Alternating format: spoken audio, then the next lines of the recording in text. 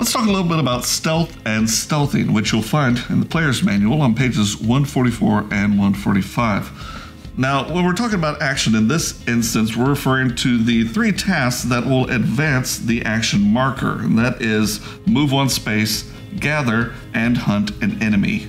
When entering a space with an enemy, no actions may be performed until one of the 2 things has happened. Either you have killed or destroyed that enemy, or you have rolled a successful stealth check.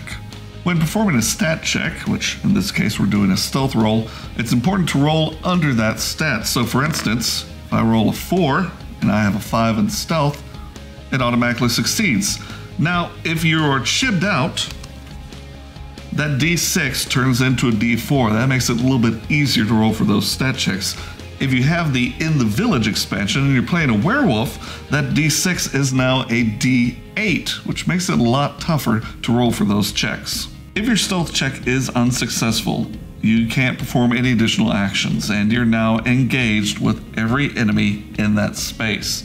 Now, you can't end your turn unless you escape the space via a non-action like chipping out, or your skills, or a card, etc.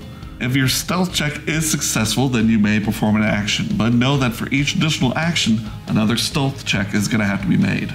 If you begin your turn sharing a space with an enemy, you're automatically engaged in combat with that enemy and you can't perform a stealth check. And if you can't perform a stealth check, then you can't perform an action. Also remember that when you enter a space with a cash cube, you are automatically engaged with that cash cube. You can't stealth past it, you can't ride past on a horse, and in fact, we'll talk about that more later.